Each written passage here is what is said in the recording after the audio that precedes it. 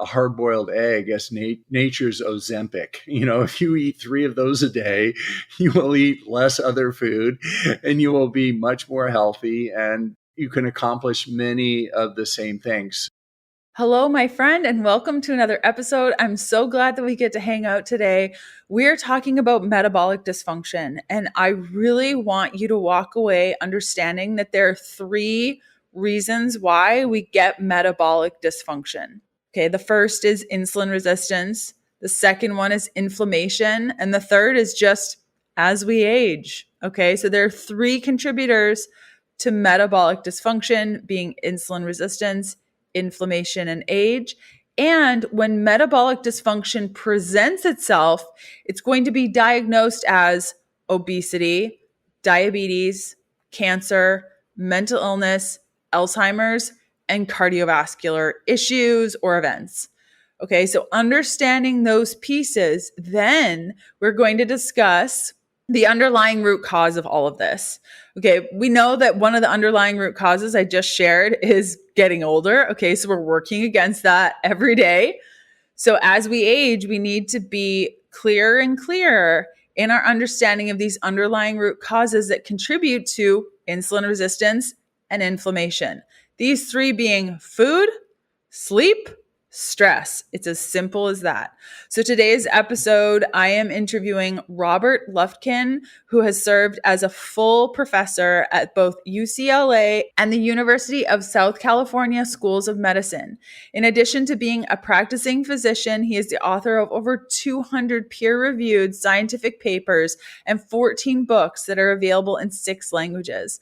Among his many inventions, including several patents in artificial intelligence, he developed an MR-compatible biopsy needle, which is used worldwide today as the Lufkin needle. He is active on social media with more than 250,000 followers, and his most recent book, Lies I Taught in Medical School, is out now, and you can find more details in the show notes of today's episode. You can also connect with him by going to robertlufkinmd.com/lies. I'm going to spell that out for you. It's robertlufkinmd.com/lies. And if that was just a lot of LMNOPs, all you got to do is check out today's show notes, and all those details and links will be there. Okay. So our conversation with Dr. Rob is a really good one. If you have been diagnosed with obesity,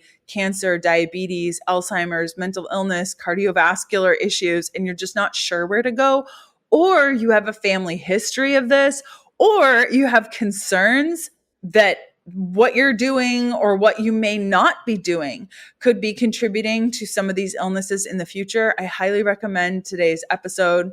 We're going to be talking about how to get off certain medications and what the projection is for those things. We also, I slid in there some Ozempic conversation with GLP-1s. I've been trying to do this more with individuals and guests because I know that many of you are considering these, and though I have thoughts personally, which perhaps I'll share in future episodes, I really want you to be educated and equipped to understanding the decisions that you're making, why you're making them, the implications of those decisions, so that you are empowered in your next doctor's visit. And that's really what we're all about here. Okay, let's cut over to our conversation with Dr. Rob.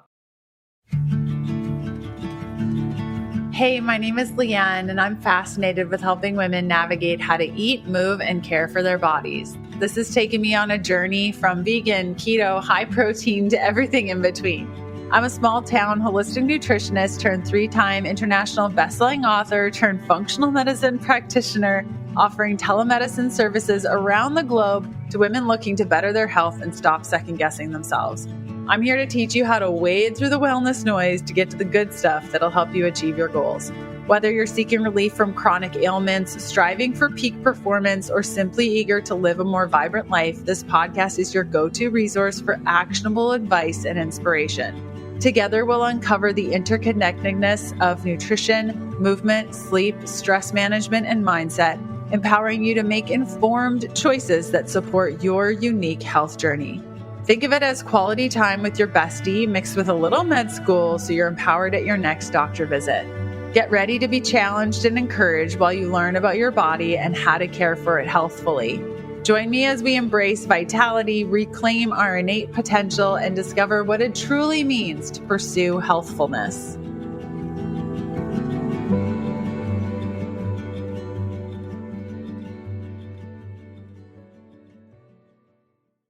Hey, Dr. Rob, how's it going? Hey, Leanne, I'm so happy to be here. I'm a fan of your program, and it's an honor and a pleasure to be on it today with you. Oh my goodness, that is just so awesome. I think we're going to have a really good conversation.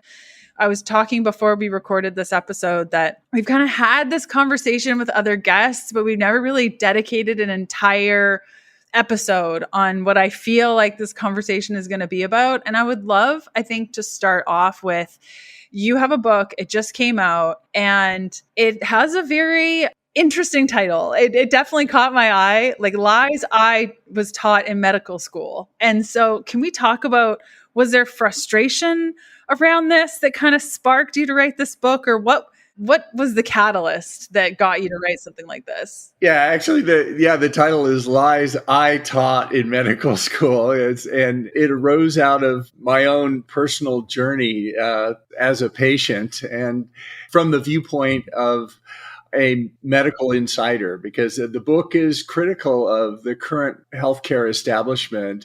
But I have to say that my background, I'm really a medical insider. I'm not a conspiracy theorist. I'm not throwing stones from the outside. My whole career has been as a medical school professor at large medical schools in California, and doing research and, accepting, my lab accepted millions of dollars from drug companies and device makers and the federal government to do research and all these things. And also, although the book is critical of Western medicine, I believe in Western medicine. In other words, I think Western medicine in the 20th century has transformed our lives for the better, with public health measures and sanitation, infectious disease. We're all living healthier, fuller lives because of that. And what was so effective in the 20th century, the surgeries and the pills that were developed. The problem is in the 21st century, there's a new class of diseases. They were present in the 20th century, but in the 21st century, these so-called chronic diseases have exploded. And when we try and apply the same pills and surgery that were so effective in the 20th century to this new class of diseases, which now take up 80% of our healthcare costs, it doesn't really work. And that's where the medical system is failing. And that's what this book is about. So you said that you were critical, yet you believe in it. Can we talk a little bit about the critical piece? It sounds like maybe with drug companies and maybe with the devices and maybe with the funding. Did I get that right? And just you explaining it, or was I totally off base there? Yeah, my career has been as a medical school professor, writing hundreds of research papers and textbooks and doing research, seeing patients and teaching. What forced me to question Western medicine and the current approaches was I came down with 4 chronic diseases suddenly. And these 4 diseases, I went to my doctors and I was prescribed medicines for them. I asked about lifestyle and other things, and they said, well, that really doesn't work. You're going to need to take these medicines for the rest of your life, so get used to it. And it forced me to really examine what they told me and examine my own beliefs and what I'd been teaching and what my colleagues, many of them are still teaching. And I realized there's a new body of evidence that shows that these pills and medicines, when applied to these chronic diseases of the 21st century, and the diseases I'm specifically talking about are obesity, diabetes, cardiovascular disease, cancer, Alzheimer's, and mental illness. These are the ones that are exploding, and we're seeing them in epidemic numbers. For example, in type 2 diabetes, it's an epidemic the world has never seen, even adjusting for population. And when these pills are applied to these various diseases, they treat the symptoms very well in most cases, and they can even be life-saving in the short term. But the problem is, while they can mask the symptoms, in many cases, they don't treat the underlying cause. And basically, there's a basic root cause for these chronic diseases that's not being addressed by the surgery and by the pills. And it allows these diseases to continue to get worse and worse and worse.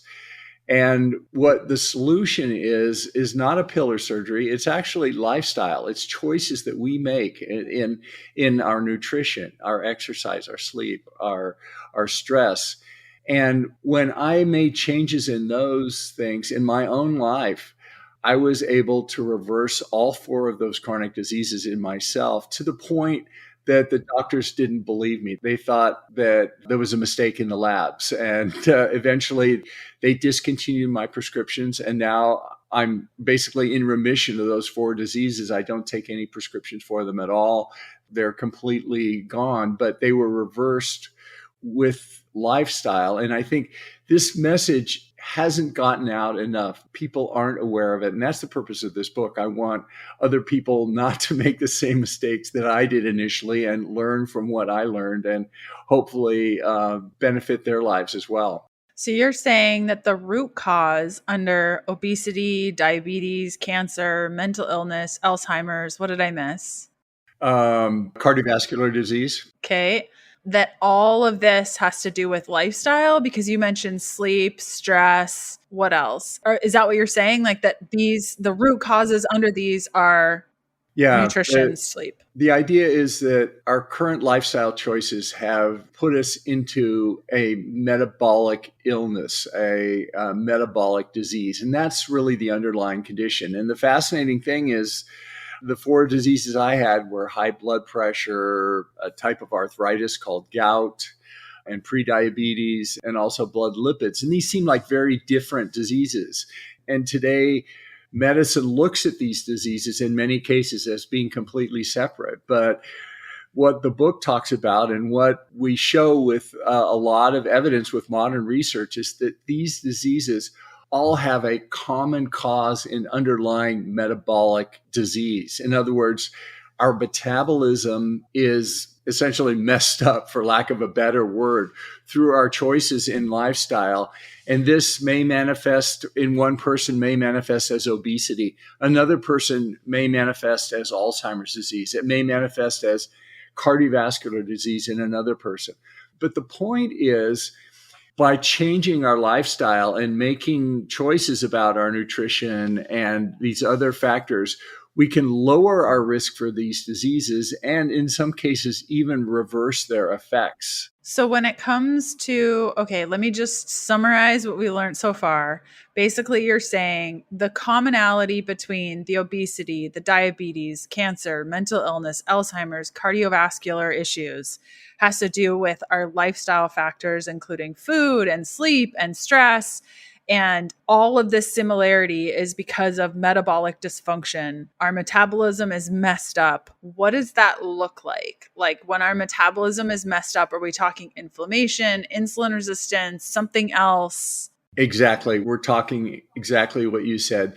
Primarily 2 factors, insulin resistance and inflammation. They go hand in hand, and they drive the manifestations of metabolic dysfunction, which can occur. Obesity, increased triglycerides, decreased HDL, and risk factors for all these chronic diseases, which is fascinating. Are there other ways that we can determine whether or not what we're dealing with is metabolic dysfunction? Because I think a lot of ladies listening, either they're going through this or maybe even their parents are. I know I'm at that age where, there's a lot of doctor's appointments and I'm trying to tell them how important lifestyle is. And so when we're just thinking about our blood work and other manifestations, you mentioned low HDL, high LDL, probably elevated insulin is probably part of this. Are there other things to look for if you're sitting in front of the doctor and they're saying, you have diabetes or you have cancer? What should we be looking at to know whether or not this is a metabolic issue? Yeah, essentially, it's a great question. Insulin resistance is basically metabolic dysfunction. And type 2 diabetes is insulin resistant. So it manifests, as you mentioned, with high fasting insulin. Most doctors don't check insulin, but it also manifests as high hemoglobin A1C, which is a measure of damage to red blood cells from sugar in our bodies. And it can also manifest as inflammation. Both insulin resistance and inflammation increase with age. So the older we get, these tend to increase and these drive aging. They're also markers for metabolic disease. And we're seeing, unprecedented amounts of people with metabolic disease. Today, most adults are overweight or obese. Almost half adults have hypertension. Up to half adults have prediabetes or diabetes. And these are all metabolic conditions. And I would further submit that the diseases we mentioned, cardiovascular disease, cancer, Alzheimer's, mental illness, have a metabolic basis as well. And by not correcting these metabolic abnormalities, our risk of these diseases is much, much higher. And furthermore, some of them can actually be reversed by changing our metabolic health and restoring our metabolic wellness with a metabolically healthy diet and a healthy lifestyle. Which I'm definitely going to pick your brain on for sure, and just the practical applications of these things. Before we get there, I want to also ask, I think, and maybe you disagree with me, so this will be fun, but I think one of the issues with the allopathic care is that we wait until people are very, very sick. We wait until they have the diagnosis of diabetes, the diagnosis of cancer, the diagnosis of Alzheimer's before we do anything. Are there signs and symptoms of this metabolic dysfunction before it gets to the point where we're sitting in front of the doctor and they're giving us can be scary diagnosis? Oh, totally, Leanne. I agree with you 1,000%. You've hit on something that is really foundational. The other thing that the book talks about and occurs with these metabolic conditions, whether all the things we mentioned, essentially, they don't start when you go into the doctor's office and they say, oh, you're forgetful, you have Alzheimer's, or you have prediabetes, or you have diabetes, or you have high blood pressure. They start years to decades before the doctor will diagnose them. And there are signs that we can see these are approaching, but if we wait until the doctor diagnoses them in their office, we're at a definite disadvantage. It's not that things don't work, but we're already behind the eight ball. So prevention and starting early on all these things is really key to this. In writing the book, my thinking has changed on so many of these diseases.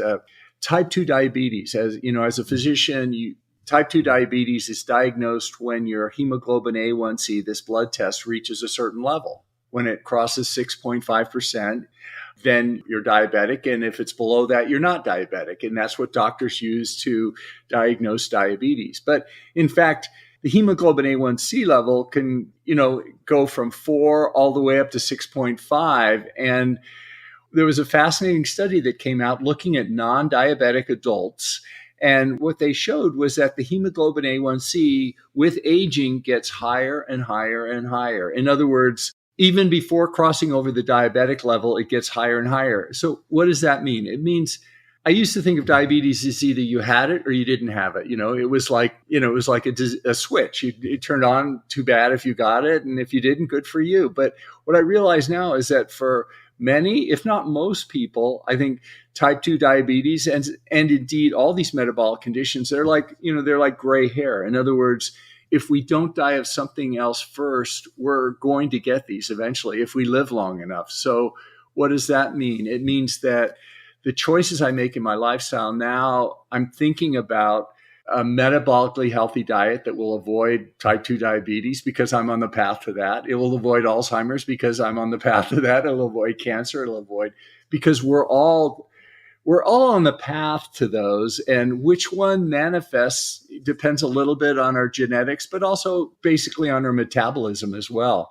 But by becoming metabolically healthy, I believe we can lower our risk greatly for all these diseases. And a fascinating thing happens is when we lower our risk for these chronic diseases, and these are the diseases that, sadly will end the life statistically of me, you, and most of your listeners. It's a short list. It's the ones we mentioned. when we delay their onset and push them back in time, an interesting thing happens. We live longer. And I didn't start out writing a book on longevity, but the penultimate chapter is on longevity, because what happens when we correct our metabolic health and we decrease our risk of all these chronic diseases, we actually live longer. And it's been shown in animal models throughout the animal kingdom and through numerous experiments with specific drugs that actually turn these metabolic switches back, like rapamycin and other things that mimic these lifestyle changes. You actually get dramatic lifespan extensions with animal models. And there's evidence that it's probably occurring in humans as well. You said something really interesting, and I want to go back to it a little bit. You said that you thought that these diseases were either on or off like a switch. Do you feel that most doctors today believe that there's no progression to illness, that it's literally just a switch? Do you think that that is a common belief that a doctor would have today? Well, I think the onset is a switch. I mean, for insurance purposes, if you come into my office and your hemoglobin A1C, that marker, is below a certain point, I can't classify you as diabetic, so I can't bill the visit as a diabetic visit. I can't prescribe the diabetic medicine. So until you cross that threshold, you don't have the diabetes, or until your MOCA score for Alzheimer's is a certain point, until that's all about medicine, classifying diseases. And you have to set thresholds. Like, when are you overweight? Well, you have to set a certain number of pounds based on your height, but we all know it's a spectrum going up there. So I think the diagnostic criteria are sort of an on-off switch. But beyond that, I think most of these chronic diseases are progressive unless we address the root cause. If we address metabolic health, we can stop the progression. But if we just treat them with pills and surgery, in many cases, we don't stop the progression and they become chronic progressive diseases.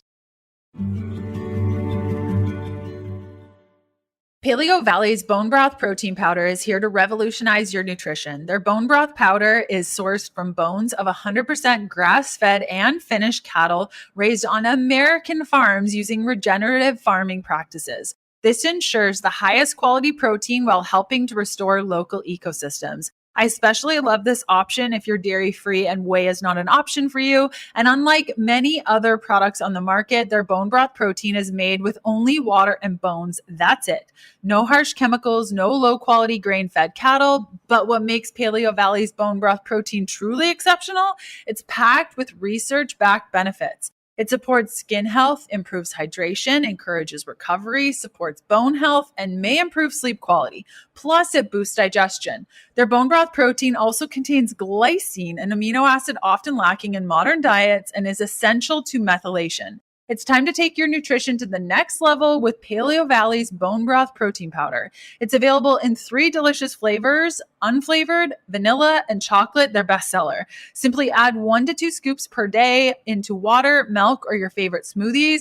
It is especially good if you have a creamy ice cream maker. My husband's favorite recipe is 1 scoop of chocolate, 1 scoop of unflavored, 1 scoop of just regular cacao powder mixed with a dairy-free milk, frozen and then used in our ice cream maker, our creamy. Ooh, it is perfect. Head on over to paleovalley.com/Leanne and use the code Leanne to get 15% off your order. That's paleovalley.com/Leanne with code Leanne for 15% off. Experience the highest quality bone broth protein on the market and start reaping the benefits today. Okay, so if a woman who's listening is sitting across from her doctor who, because of the limitations you just said, and that progression piece, and she's not feeling well, she knows that there's something going on, and she's saying to the doctor, like, I know there's something wrong. Do you have any advice for those individuals who are experiencing that progression, but they're going to their doctor and their doctor's saying, diagnostically, there's nothing wrong with you, and they're in that gray zone? Do you have advice as a doctor? Because I've never been able to ask this question on the podcast from a doctor. What's your advice to those individuals that are experiencing the progression? They're wanting support, but they're just not there to get diagnosed yet. Yeah, There are a lot of diseases that manifest with different symptoms. I may not be feeling well. I may, and they haven't crossed over into one of the specific categorized diseases, but they can indicate an abnormality in metabolism, or they can indicate an abnormality in toxicity. It may be exposed to lead, maybe have mold, may have mercury, low vitamin D. There are a number of conditions that you can have. And I would recommend a person who has those type of symptoms, if they're not getting satisfaction with their current healthcare practitioner, one thing that may be useful is to search out a functional or integrative medicine-oriented physician. They tend to have a much broader approach about symptoms, and they tend also to look at root causes more so than kind of mainstream medicine does, and that may be helpful. But it's really challenging. Yeah, when someone has a symptom, but none of the blood markers indicate, that they've switched into one of those diseases. If they don't fit into a little cubby hole in Western medicine, then what are you going to do? And it's fascinating. This metabolic basis, this metabolic abnormality can manifest with so many of the diseases that I've mentioned, all the ones we talked about, but also things like irritable bowel syndrome, migraine headaches, polycystic ovaries, all kinds of weird pain and fibromyalgia symptoms that don't really fit necessarily into a Western box. So one of the things that people can do with their lifestyle is look at the nutrition is number one. The other factors are important and can't be overlooked, but nutrition is a great place to start. And you can start with your diet, and you can do an elimination type diet. You can eliminate dairy, and see the effect you get from that. You can eliminate carbohydrates and sugar, refined carbohydrates and sugar. See how you feel there. You can eliminate seed oils. You can eliminate grains, and try these different things and then see, do they work for you? Because everyone's different. There are general lifestyle approaches that will benefit most people, but on an individual level, you may have to personalize it a little bit. Okay. I definitely want to ask you more on the practical side of things, but I thought of another question before we get there. On the flip side, so we just talked about the lady that's sitting, she's frustrated, she's sitting with her doctor, she's not diagnosable. But then there's the other individual that might be listening that they're already on the medications. They're already doing the hypertension drugs and the diabetes stuff, and they're trying to treat obesity and everything. How do they get out of that space? It sounds like that's what you did, and you're a doctor, so you could probably figure out when it was time to get off medications and all those things. But how do you manage the medications with the changes in lifestyle that we're going to talk about and make all that work as an individual? Yeah, it's a great question. That getting off prescription medicines, it's some people call it deprescribing. It's something that a lot of doctors aren't used to, because most of these prescriptions for these chronic diseases are for life. So first of all, I'm not recommending anyone discontinue any prescription medicines without involving their healthcare provider, because they can have side effects, and there are all sorts of things. So you need to do it in concert with your provider. But I think, like I did, it's possible to do it, and you want to engage them in saying, I'm going to be doing this type of diet, and, my blood pressure is, changing, and it's improving with diet, which it frequently does. And then they can, reduce the medicines as well.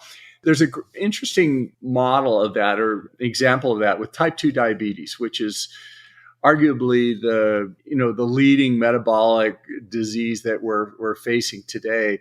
And I was struck in writing this book that type 2 diabetes, the conventional treatment, the recommendations of the American Diabetes Association and mainstream medicine, is that when your hemoglobin A1C crosses over and you're diagnosed as type 2 diabetes, you're started on drugs like metformin. As your insulin resistance gets worse and worse, then you're transitioned to insulin, interestingly enough.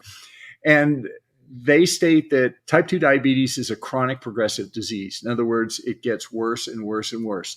Even the metformin and the insulin may be life-saving. In other words, you can die from having too high a blood sugar. And so they can actually save your life. But the chronic progression of the disease, in many cases, the insulin doesn't slow it down. In other words, the complications occur. What are the complications of diabetes? Well, there are many.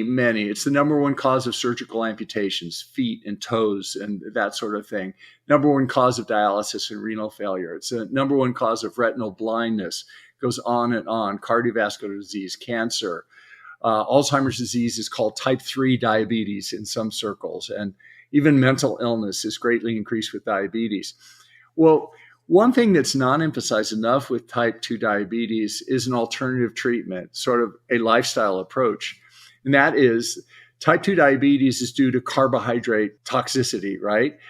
And what is not emphasized enough is that if you stop carbohydrates, in other words, if you stop carbohydrates, for most, perhaps not all, but most people will be able to basically go off their medicines and no longer they'll be able to reverse their type 2 diabetes to the point that it stops and they go off medicines. But the difference is it's no longer a chronic progressive disease. In other words, these people don't lose their fingers and toes. They don't lose their kidneys. They don't have all these other risk factors. And why on earth isn't this being communicated to people that the medicines they're doing are not addressing the underlying cause and your disease is continuing? It's chronic progressive. It's not chronic progressive. If you stop the poison, the sugars and refined carbohydrates, you will stop the disease.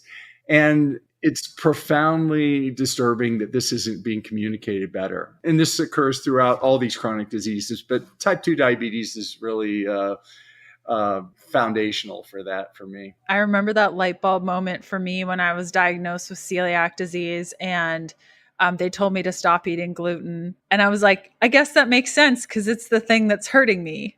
And then I started thinking, well, if the carbs are hurting the diabetic, why are we still eating the carbs? Like, how does that make any sense? Because obesity is kind of wrapped up in this conversation, and maybe you want to speak to this, maybe you don't, but there are actually a lot of women who have been asking me about Ozempic and thoughts around using it to kind of spark the progression. What are your thoughts on using Ozempic when obesity is playing a role in everything? Well, obesity is very challenging. There are surgical approaches to obesity that people have, surgery for that. I would put Ozempic as better than surgery. If you're considering surgery, you might try a drug like Ozempic first. Problem with Ozempic is, like any drug, it has side effects, and it appears we have to take it for life. And there are other ways of accomplishing the same thing. I mean, we on social media have talked about a hard-boiled egg as nature's Ozempic. If you eat 3 of those a day, you will eat less other food, and you will be much more healthy, and you can accomplish many of the same things. So I think one of the lies I talk about in my book is that's still being taught at medical schools and by doctors is that a calorie is just a calorie, and to lose weight, you just need to exercise more and eat less. And that's one of the problems. If I followed that advice, I wouldn't lose weight. And that's, obese people and overweight people are getting the wrong advice from their healthcare providers. And I think instead of giving them Ozempic, just tell them the truth about the way to lose weight, and they will lose weight. And with a metabolically healthy diet, it's very easy to lose weight. In fact, you can't help shedding your excess pounds because your body naturally burns them as part of the metabolic process. And I know in my practice, at least, most of the women who are struggling with obesity actually don't eat enough. And so something like Ozempic, which generally works on the fact that it's encouraging you to eat less, can work well if you're eating too much. But if you're already not eating enough, I've seen it not really do much of anything. And so I think we're kind of at that point in the conversation where we start talking about less about the quick fixes. with the medication and all the things, which doesn't address the root cause, and more talk about your approach to that metabolic, like what are we doing to support our metabolism? You talked about diet. You mentioned going dairy free, reducing or removing refined carbohydrates, sugar, seed oils, grains. And then you said that, and just kind of see how you feel. Are there ways to know that we're on the right track when it comes to regulating our metabolism with food? And is there anything you want to add to the nutrition side of things? Yeah. I mean, the other thing with nutrition, if you don't want to change what you eat, but you still want to be healthier, there's something you can actually do. And that is just stop snacking, stop eating between meal snacks. And if you feel like it, even skip meals. I cut out my between meal snacks, and then I skip breakfast, and now I skip lunch, and now I have one meal a day when my kids get home from school. And for me, that works. I never felt healthier. I have a lot of energy. It's really great that way. So there are different approaches you can do with nutrition. I mean, carbohydrates are the unnecessary food group. Fats and proteins, if we don't eat them, we will die. So, and carbohydrates are the things that spike insulin. They drive insulin resistance. They drive metabolic abnormalities. So the other thing you can do with food is just watch the food order.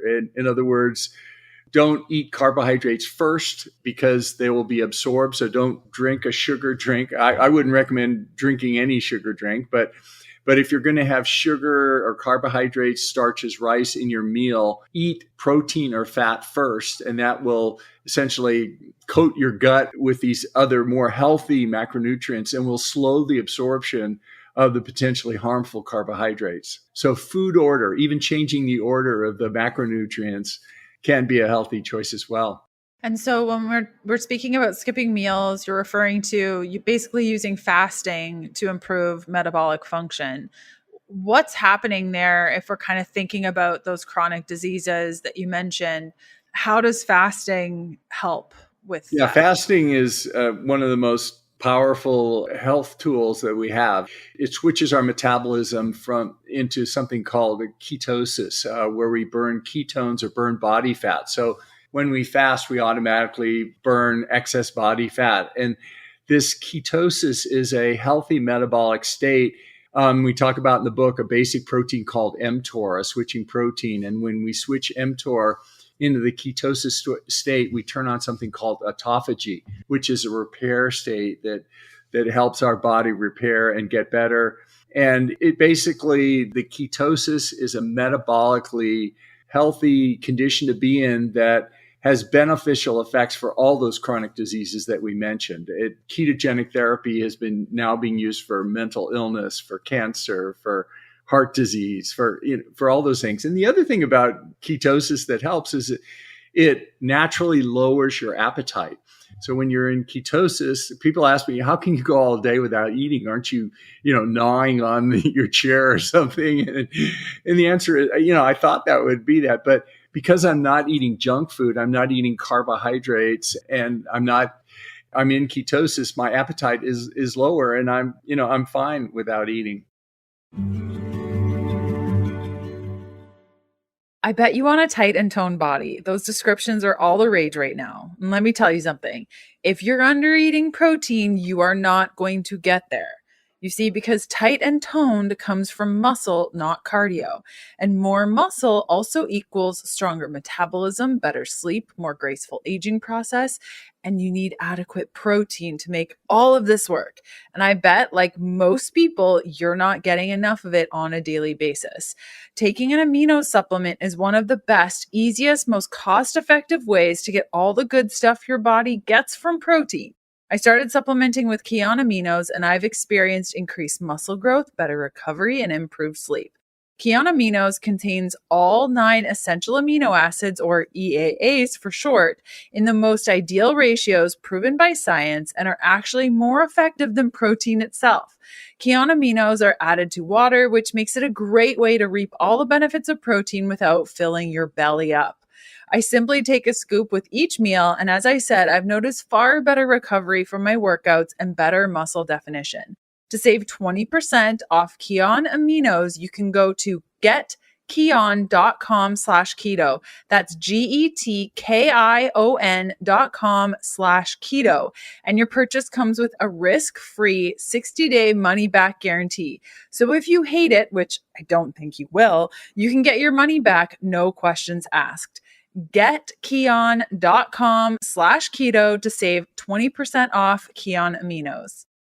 Would you say that movement also would play a role in the insulin, like creating better insulin sensitivity? And do you have any tips on the movement side of things for this approach? Totally. Yeah. I mean, nutrition is foundational, but you have to check the other boxes. And if you omit one of these, even if your nutrition is fixed, you can still get off the rails. So exercise, both physical and mental exercise, is key. And it actually helps with insulin resistance. Sleep is also key, both quality and quantity of sleep. There's a famous study with healthy college students. When they sleep deprived them, they all became, or a large number became, insulin resistant and pre-diabetic just from being deprived of sleep. And then the last thing is stress, chronic stress, our mindset, how we view the world, having a sense of purpose, joy in life, looking forward to living is key also. So how do we know that we're on the right track? Like the individual listening who is maybe a little bit metabolically broken and they've heard this, they're encouraged. Maybe they have a family member that's currently gone through something like been diagnosed with diabetes and they're like, okay, this is my time. I know that's what happened to me. My mom was diagnosed with Parkinson's a couple of years ago. And I looked in the mirror and was like, Leanne, you got to pull yourself together.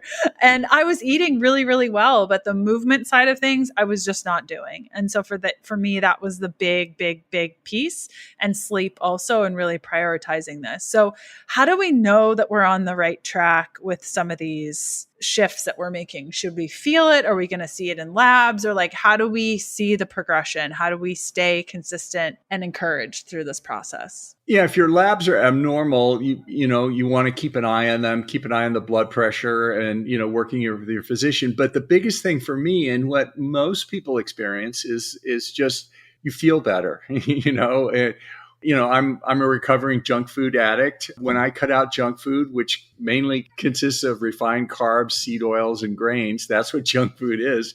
When I cut all those things out of my diet, I actually felt better. My mind was clearer. I had more energy. I could think, it was energizing, and I love the feeling, and that's why I do it. When I do, the intermittent fasting, I give my gut a rest. I turn down inflammation, and you just feel it. You feel better. I think that's the first thing that people can look for, or whatever their condition was, whatever their symptom was, they can monitor it. And if it's the bowel disease or the migraines or other things, they may hopefully see benefits in that as well. Do you have any advice, like any last bits of wisdom when it comes to individuals and their metabolic health that you feel like we didn't touch on today?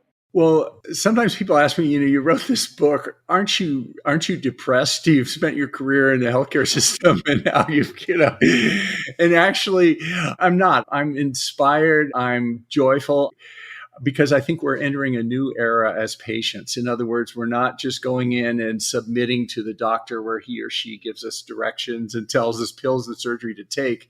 Instead, it's a new era in that with lifestyle, we have agency. We get to control, make the decisions about what makes us healthy. And the great thing about lifestyle is every single morning when I wake up, it's a new day and I get to choose my lifestyle choices for that day. And it's empowering. And I think medicine is changing and the patients are changing, and it's all for the better as we embrace this style. Couldn't agree with you more. And that defines your purpose and it defines mine too. So I love it. I love it. I love it. Dr. Rob, thank you for coming on the show today. This was such a pleasure. And I know that you put together a free sample chapter of your book for our audience. So I'll include that link in the show notes if you guys want to check it out.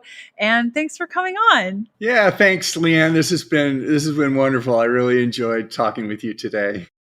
I hope you enjoyed our time with Dr. Rob. Again, his book is Lies I Taught in Medical School. It's out now. You can find out more by going to robertlufkinmd.com/lies. I'll also include the link in the show notes to the book and to the sample chapter of the book that he's prepared for us. And I hope I see you back here next week for another episode. Bye. Thanks for listening to the Healthful Pursuit Podcast. Join us next Tuesday for another episode of the show. If you're looking for free resources, there are a couple of places you can go. The first to my blog, healthfulpursuit.com, where you're going to find loads of recipes. The second is a free parasite protocol that I've put together for you that outlines symptoms, testing, and resources to determine whether or not you have a parasite, plus a full protocol to follow to eradicate them from your life if you need to. That's available at healthfulpursuit.com/parasites. And last but certainly not least, a full list of blood work markers to ask your doctor for so that you can get a full picture of your health. You can grab that free resource by going to healthfulpursuit.com/labs. The Healthful Pursuit Podcast, including show notes and links, provides information in respect to healthy living, recipes, nutrition, and diet, and is intended for informational purposes only. The information provided is not a substitute for medical advice, diagnosis, or treatment, nor is it to be construed as such. We cannot guarantee that the information provided on the Healthful Pursuit Podcast reflects the most up-to-date medical research. Information is provided without any representation or warranties of any kind. Please consult a qualified health practitioner with any questions you may have regarding your health and nutrition program.